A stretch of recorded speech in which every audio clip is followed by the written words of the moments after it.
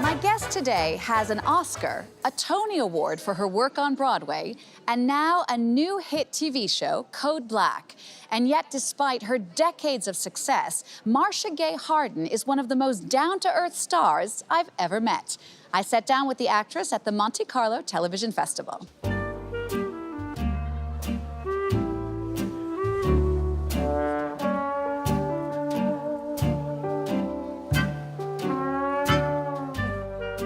Marcia. Hi, how are you? So you are now starring in the medical drama Code Black. You're playing the head of the busiest emergency room in Los Angeles.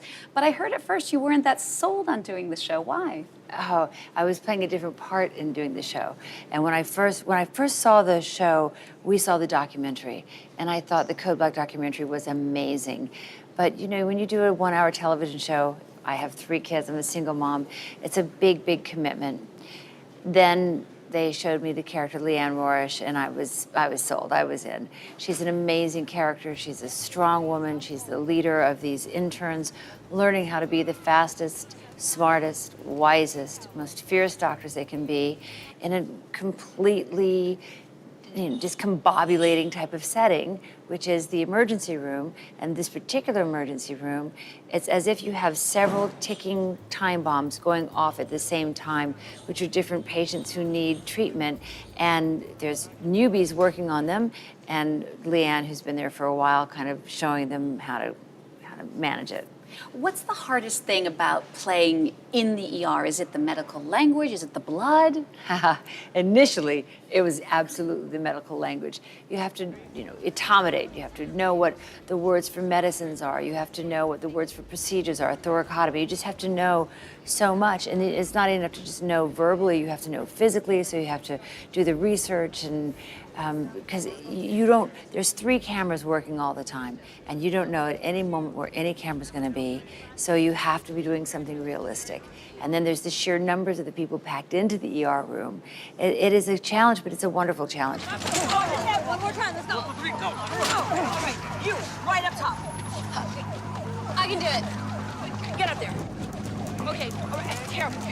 Put your finger down where my finger is, right? Feel that little thing wiggling around like a worm trying to get away? Okay, that's a carotid artery.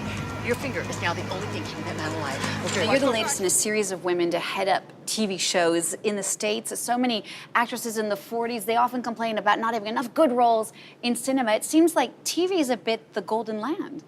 Television is so much different now than it used to be. There is Amazon, Hulu, Netflix, Apple TV. It has opened up so much wonderful writing and so much opportunity for women, especially above 40, to just dig in and play complicated characters. And that's what we want to do. You want to play a character that is reflective of the women that I meet in real life, who are CEOs and running organizations and doctors. And I think that's why you find a lot of actresses, veteran actresses, seeking these type of roles in television. You've had such a phenomenal career in theater, in film. You won a Best Actress Tony. You won a Best Supporting Oscar for the film Pollock.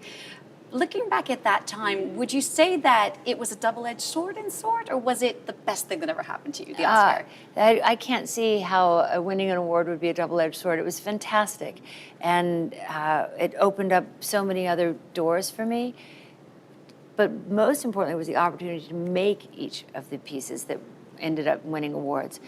Doing God of Carnage was so much fun. It was such a challenge. It pushed me so outside of a comfort zone, outside of a world that I knew for myself. It was fabulous working with those actors. So that was the real award. And the same with Pollock, shooting with Ed Harris and having him direct it and being able to transform, that was the real award. You've done so many great films in your career. Mystic River, directed by Clint Eastwood, earned you another Oscar nomination, Sean Penn's Into the Wild. Next up, you've got the sequel to 50 Shades of Grey, where you play Christian Grey's mother. What's fun about that part? Doing 50 Shades of Grey is being invited to a huge event because it's bigger than even the story. It's become about the fan base. And there are millions of fans all over the world who are so excited about this story. So that was, for me, the first thing that was very unique, very different. I've done event type of things in theater, actually. They became events, but never in a film. So that was interesting. And then this world of the film, this sort of sexy, kind of kinky world of the film that has become, it's transformed from the first one, where that was really what it was about, to the second one is more about the love story. But everywhere we go, it's about the fans and how they're responding to it. And they track, it was a little scary, they kind of track our movements, they know where we are. Oh, Mama Gray, you're in Monte Carlo, well, I'm in Cannes, come visit me, okay. I read that at the start of your career, you did a lot of extra work and that you were even an extra in Footloose. Is that true? It was in a Willie Nelson, not Footloose. I was an extra in Born on the 4th of July. I was an extra in a Woody Allen film, which I can't remember which one. And I was an extra in, quite a few things, actually. It's how I got my union cards. What do you remember about that time? When I was an extra, I remember that I was looking forward, I was marching ahead. It was about gaining experience. It was about getting union cards. It was about eating, in fact, because if you're an extra, there's always a craft service table nearby, and you don't have to buy your food for that day on set. I remember being incredibly poor and incredibly hopeful. And all these years later, when you look back on how your career has developed, are you happy where you are today? I couldn't be more blessed than where I am today. I don't feel like I'm a different person inside. I know what the journey's been, and it's been a long journey to be here. And I think no matter where you are in life, no matter who you are, I think it's easy to take it for granted, to forget, we got to go do press, and to not be in the moment and recognize your gifts. You mentioned it before, on top of your working mom status, you are a mom, you've got 3 teenagers at home. How do you manage that work-life balance? I manage working or having 3 kids at home by juggling balls. And there's always balls in the air, and about every 15th ball they drop. And I have to pick it back up and go on again. Any working mother has the same difficulty. You juggle, and you get really good at juggling, and you must not punish yourself for dropping the balls, because that's going to happen. And usually, hopefully, there's a community of other women usually around to help you out. That's what I found, just an incredible sisterhood. What do you think about the future of the industry? What if your kids said to you they wanted to be actors as well? I would love my children to be actors, because it's being a storyteller is what they're saying they want to do. The television industry is going through some incredible changes, and I think we're seeing it here. There's different forms on the digital formatting, and I wonder how network television is kind of responding to streaming and to audiences have no loyalty anymore to different networks and to brands. So it's a different world, which I find very interesting, and my kids will be a part of that new world. My kids are looking at shows on their phones. And, oh my God, my daughter the other day came to me and she said, "Mom, I have to tell you about this great show that I know about." I said, "What show is that?" She goes, "Friends. It's the best show." I'm like, dude, I know Friends. That was around when I was younger, kiddo. She's like, "Oh, Mom, it's so great," and telling me all about Phoebe and everybody in the show. So it's funny to see them not just have their own, they're rediscovering shows that I watched in a completely new way. Online, on their phones. It's fascinating. But they've all done some acting, and I'm thrilled with them doing acting. I think it's a great profession. They don't want to go into acting, they want to go into directing. Interesting. It's interesting, too, to talk about how TV has changed since the time of Friends, or even before then. In the olden days, if we can say it that way, television actors wanted to get out of television into cinema, and now it's the other way around. That's right. And because the world of cinema has changed, too. Right? They're telling different kinds of movies. They're often they call them tent poles, 2 stars, and everyone else is just ancillary. And there's a season where great movies come out, and then they don't seem to come out until Oscar season for the rest of the year.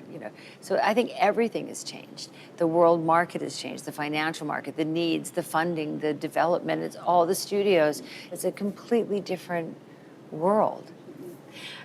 Just to wrap up, when you look back over your career of all the wonderful things you've done, if you were to pick just one project, one day, one scene that you shot with someone to treasure forever, what would that be? Probably Angels in America. If you're talking not about film, if you're talking about just the whole of it, I think doing Angels in America in New York City on Broadway at that particular time when AIDS was, we all knew about AIDS, but it was still fresh. We hadn't crossed the hump. And it was during, it was a commentary on the Reagan era. It was just a period of time where I felt like Tony Kushner's words collided and combined with a need in the world, and people were coming to the play having their entire lives changed by having seen the play, and that was illuminative for me. And then, of course, there's different film moments that were just absolutely fantastic, all the way through Mystic River and Pollock, and those are wonderful, wonderful moments. But I think somehow the play, maybe because I did it for a year and a half, and it was just it met a need at that time in society, which felt like that's why I act. You act to be a healer and on some level, to share the stories and to heal people, to let your experience be reflective of what their experiences were. And so many young gay men would come see the show and say, I just want you to know, I saw the show and then I told my parents I was dying, or I saw the show and then I told my parents, I brought my parents to see it, I told them I was gay. And so their lives had just changed in an enormous way. It felt good to be a part of that. Marcia Gay Harden, such a pleasure to talk to you. Thank you, you too. Thank you.